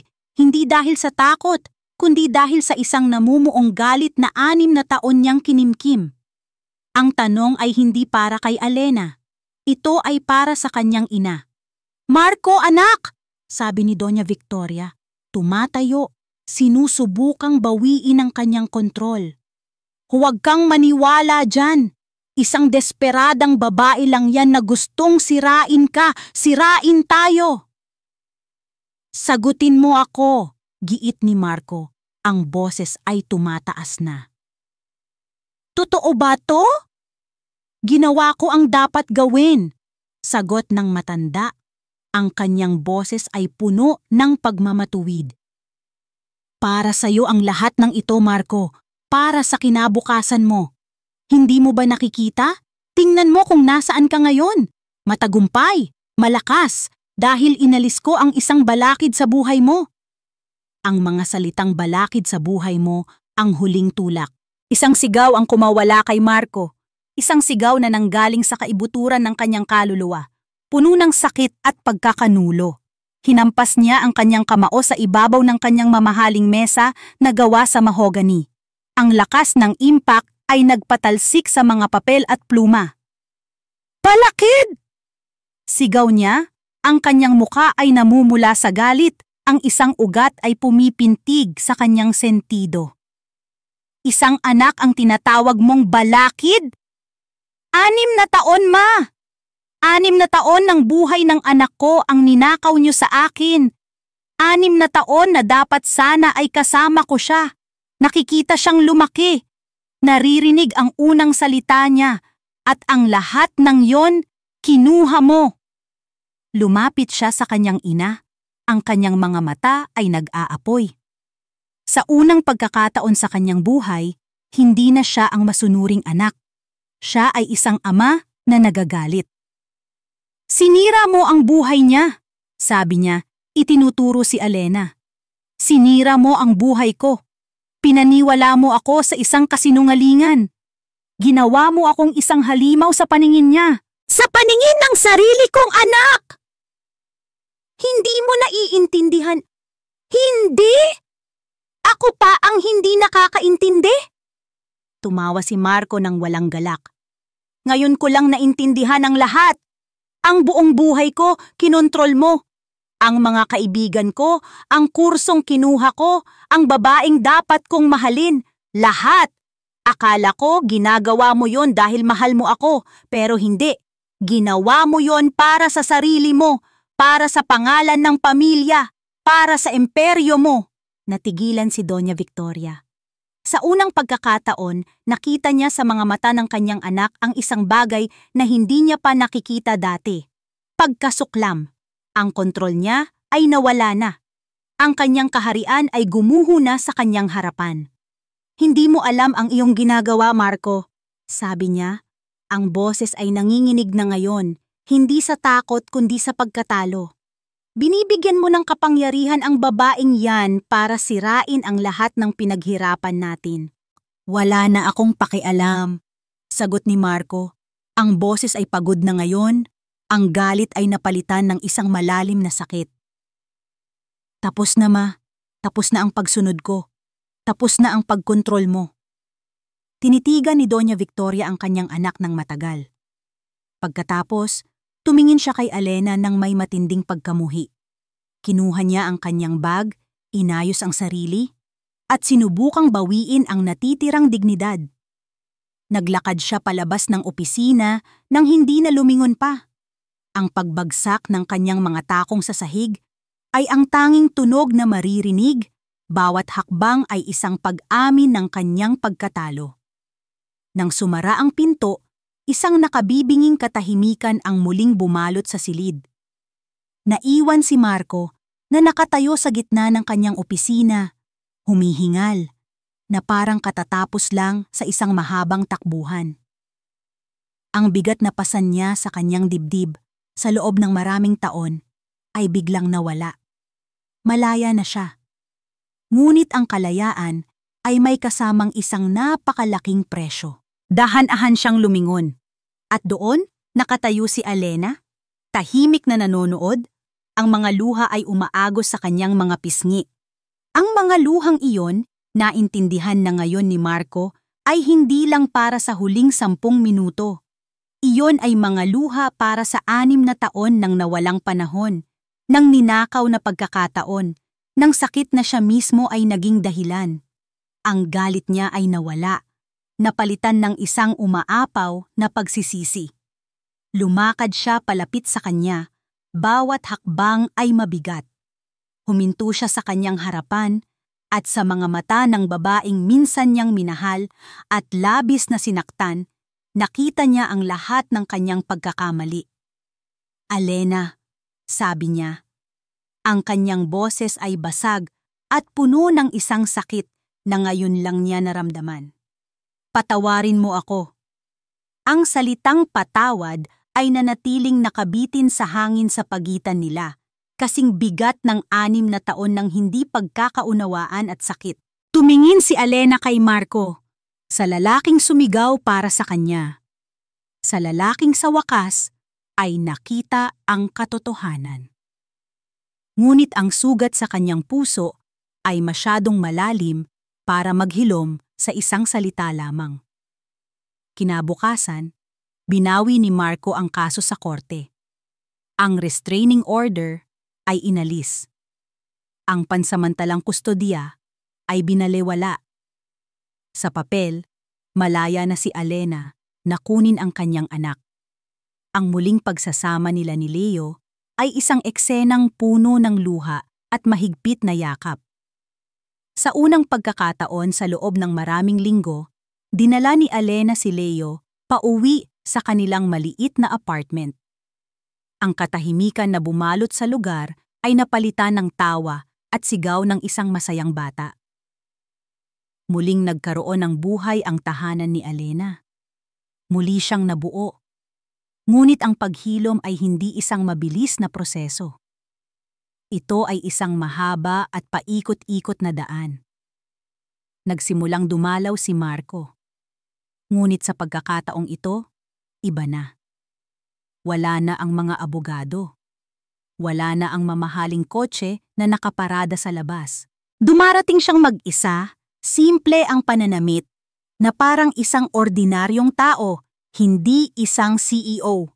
Sa unang pagdalaw niya, nagdala siya ng isang malaking kahon ng pinakamahal na laruan. Ngunit si Leo ay hindi nagpakita ng interes. Mas gusto pa nitong paglaruan ang mga lumang lata na ginawa nilang sasakyan ni Alena. Naintindihan ni Marco. Hindi laruan ang kailangan ng kanyang anak. Sa sumunod na pagdalaw, wala na siyang dalang regalo. Sa halip, nagdala siya ng 2 supot ng groceries mula sa palengke. Sa kusina ni Alena, na mas maliit pa sa banyo ng kanyang mansyon, sinubukan niyang magluto. Nagkamali-mali siya. Nasunog niya ang sinaing. Ngunit sa unang pagkakataon, nakita ni Alena si Marco hindi bilang isang makapangyarihang devilla, kundi bilang isang taong sumusubok. "Gusto kong matutong magluto ng adobo, yung katulad ng sayo," sabi ni Marco, habang nahihiyang kinakamot ang kanyang ulo. Lagi yung kinukwento ni Leo. Dahan-dahan, ang mga pader na itinayo ni Alena sa paligid ng kanyang puso ay nagsimulang magpakita ng mga bitak. Sinimulan nilang lumabas bilang isang pamilya. Hindi sa mga mamahaling restaurant o resort. Pumupunta sila sa parke, kung saan tinuturuan ni Marco si Leo na magbisikleta. Bumibili sila ng sorbetes mula sa isang naglalako sa kalye. Umupo sila sa damuhan, pinapanood ang paglubog ng araw. Mga simpleng bagay. Mga bagay na nagkakahalaga ng higit pa sa anumang pera. Sa mga sandaling iyon, nakikita ni Alena ang pagbabago kay Marco. Ang dating arogante at laging kontroladong lalaki ay natututong maging isang ama. Isang amang matiyagang naghihintay habang itinatali ni Leo ang sintas ng kanyang sapatos. Isang amang handang magmukhang katawa-tawa habang ginagaya ang tunog ng mga hayop. Ngunit may mga gabi pa rin na mahirap. Isang gabi, habang pinapatulog nila si Leo, nagkaroon sila ng pagkakataong mag-usap ng masinsinan. "Hindi ko mapapatawad ang sarili ko, Alena," sabi ni Marco. Ang boses ay puno ng pagsisisi. "Sa lahat ng ginawa ko sa'yo, sa korte, sa mga sinabi ko." Tumingin si Alena sa kanya. "Nasaktan ako, Marco. Sobra." Aminado niya. "Pero alam mo kung ano ang mas masakit? Ang isipin na lumaki si Leo na may galit sa'yo o sa pamilya mo. Ayokong magkaroon siya ng ganoong klaseng bigat sa puso niya." "Paano mo nagagawang maging ganito kabuti?" "Hindi ako mabuti," umiling si Alena. "Isa lang akong ina at gagawin ko ang lahat para sa anak ko. Kasama na doon ang pagpapatawad." Ang pag-uusap na iyon ang nagbukas ng pinto para sa mas malalim na pag-unawa. Ikinuwento ni Alena ang kanyang mga takot at paghihirap sa loob ng 6 na taon. Ikinuwento naman ni Marco ang kanyang kalungkutan at ang pakiramdam ng pagkakanulo. Sa unang pagkakataon, nakinig sila sa isa't isa, hindi bilang magkaaway, kundi bilang 2 taong parehong nasaktan ng nakaraan. Ang paghilom ay hindi nangangahulugan ng paglimot, nangangahulugan ito ng pagtanggap. Isang hapon, habang nag-aayos si Marco ng kanyang mga gamit sa mansyon, may iniabot sa kanya ang isang katulong. Isang sobre. Nang buksan niya ito, nakita niya ang mga papeles ng diborsyo. Nakapirma na si Isabela. May kasama itong isang maliit na sulat. "Marco, sana mahanap mo na ang tunay na kaligayahan. Karapat-dapat ka dyan. Bella!"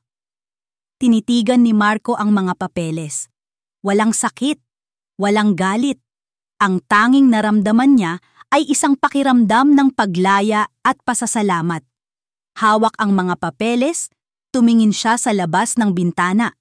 Sa di kalayuan, nakita niya ang gusali kung saan nakatira sina Alena at Leo. Isang bagong determinasyon ang nabuo sa kanyang puso. Ang paghilom ay hindi lang tungkol sa pagpapatawad sa nakaraan. Tungkol din ito sa pagbuo ng isang bagong hinaharap. At sa hinaharap na iyon, nakita niya si Alena at si Leo. Nakita niya ang isang pamilya. Isang totoong pamilya. Lumipas ang ilang buwan. Ang dating sugat ay unti-unti nang naghihilom, nag-iiwan ng mga pilat na nagsisilbing paalala ng mga laban na kanilang pinagdaanan at napagtagumpayan. Ang awkward na distansya sa pagitan ni Alena at Marco ay napalitan na ng isang komportabling katahimikan, isang pag-unawa na hindi na nangangailangan ng maraming salita. Ang kanilang maliit na apartment ay naging isang tunay na tahanan para sa kanilang tatlo. Si Marco, sa kabila ng pagiging abala sa kanyang kumpanya, ay laging umuuwi ng maaga. Ang kanyang mga mamahaling suit ay madalas nang napapalitan ng simpleng t-shirt at shorts. Ang CEO ng De Villa Corporation ay natutong maghugas ng pinggan, magbasa ng mga kwentong pambata hanggang sa makatulog si Leo, at higit sa lahat, natutong maging present. Isang Sabado ng umaga, ginising ni Marco sina Alena at Leo ng maaga. "May sorpresa ako sa inyo," sabi niya. Ang mga mata ay kumikinang sa pananabik. Naglakbay sila ng ilang oras. Walang sinasabi si Marco kung saan sila pupunta. Hanggang sa huminto sila sa isang pamilyar na lugar. Isang simpleng beach resort, hindi magara, hindi sikat, ngunit puno ng mga alaala. Ito ang lugar kung saan sila huling nagpunta ni Alena bago ang lahat ay nagbago. 6 na taon na ang nakalipas. Ang amoy ng maalat na hangin at ang tunog ng mga alon ay sumalubong sa kanila. "Wow!" sigaw ni Leo at agad na tumakbo patungo sa dalampasigan. Naiwan sina Alena at Marco na nakatayo, pinapanood ang kanilang anak na masayang naglalaro sa buhangin. "Naaalala mo pa ba ang lugar na to?" tanong ni Marco. Ang boses ay mahina. Tumango si Alena. Paano niya makakalimutan? Dito sila bumuo ng mga pangarap. Dito niya unang naramdaman na posibleng magkaroon ng isang masayang pamilya. "Dito tayo huling nagpunta," bulong niya. "Alam ko," sagot ni Marco. "Kaya gusto kong dito rin tayo magsimula muli." Naglakad sila sa dalampasigan. Ang kanilang mga paa ay lumulubog sa basang buhangin. Ang katahimikan sa pagitan nila ay hindi na mabigat. Ito ay puno na ng mga hindi sinasabi ngunit nararamdamang emosyon. "Alena!" panimula ni Marco, huminto sila sa paglalakad at humarap sa kanya. Kinuha niya ang kanyang 2 kamay. "Noong una kitang sinaktan, ginamit ko ang pera at kapangyarihan. Akala ko iyon ang solusyon sa lahat. Akala ko kaya kong bilhin ang pagmamahal at pamilya. Pero tinuruan mo ako. Tinuruan ako ni Leo na mali ako." Tumingin siya ng diretso sa mga mata ni Alena. Ang kanyang sariling mga mata ay puno ng sinseridad at isang lambing na ngayon lang nakita ni Alena. "Wala akong dalang mamahaling singsing." Pagpapatuloy niya, isang maliit na ngiti ang sumilay sa kanyang mga labi. "Wala akong inihandang magarbong proposal dahil natutunan ko na hindi iyon ang mahalaga." Huminga siya ng malalim. "Ang kaya ko lang ialok sa iyo, Alena, ay ang sarili ko. Isang Marco na nagbago na. Isang amang gagawin ang lahat para sa anak natin. At isang lalaking mangangakong gugugulin ang bawat araw ng kanyang buhay para patunayan sa iyo na karapat-dapat ako sa pagmamahal mo at sa pamilyang ito." Ang mga luha ay nagsimulang mamuo sa mga mata ni Alena. Ngunit sa pagkakataong ito, ang mga ito ay luha ng kaligayahan. "Alena," sabi ni Marco. Ang boses ay nanginginig sa emosyon. "Bigyan mo sana ako ng pagkakataong buuin ulit ang pamilya natin. Magsimula tayo muli. Pakasalan mo ako." Hindi niya kailangan ng singsing. Ang mga salita niya, ang kanyang mga mata, ang kanyang buong pagkatao ay sapat na. Tumango si Alena. Hindi makapagsalita. Hinayaan ang kanyang mga luha na maging sagot. Niyakap siya ni Marco ng mahigpit. Isang yakap na puno ng 6 na taon ng pangungulila, sakit, pagpapatawad, at pag-asa. "Papa! Mama!" narinig nilang sigaw. Lumingon sila at nakita si Leo na tumatakbo palapit sa kanila. Ang kanyang mukha ay puno ng buhangin at ng isang malawak na ngiti. Yumakap siya sa kanilang mga binti. Isiniksik ang sarili sa pagitan nilang dalawa. Yumuko sina Marco at Alena at niyakap nilang tatlo ang isa't isa. Isang mahigpit na yakap. Isang bilog na hindi na muling masisira. Habang ang araw ay dahan-dahang lumulubog sa abot-tanaw, naglalagay ng gintong kulay sa kalangitan at sa dagat, nanatili silang magkayakap. Ang nakaraan ay nasa likuran na nila. Ang hinaharap ay nasa kanilang harapan. Ang kanilang pamilya ay hindi perpekto. Ito ay isinilang mula sa sakit, binuo mula sa mga pagkakamali, at pinagtibay ng pagpapatawad.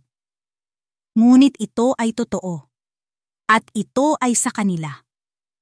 Habang naglalakad silang tatlo pabalik, magkahawak kamay, ang boses ni Leo ay umalingaw-ngaw sa papalubog na araw, masaya at malaya. "Papa! Mama! Ang saya-saya ko!" Ang tawa ni na Alena at Marco ay sumabay sa tinig ng kanilang anak.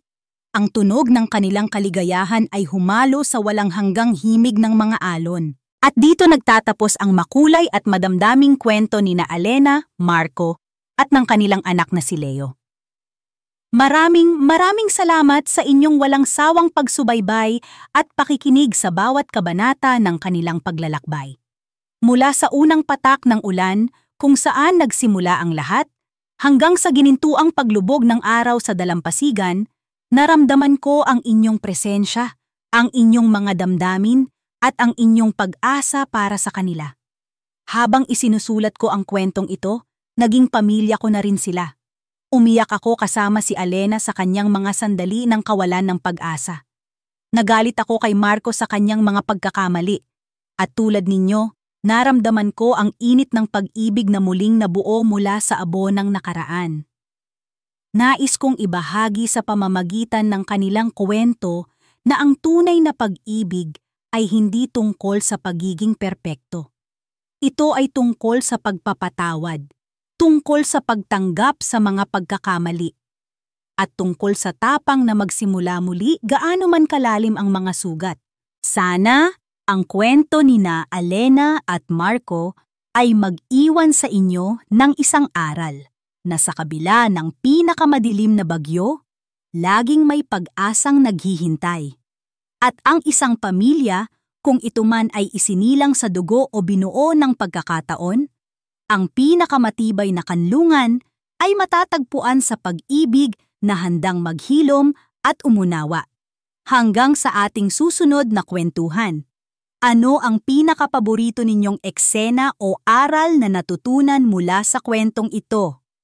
Huwag kayong mag-atubiling ibahagi ang inyong mga saloobin sa comment section. Nais ko kayong marinig. Muli, mula sa kaibuturan ng aking puso, maraming salamat. Nagmamahal, Sweet Kilig PH.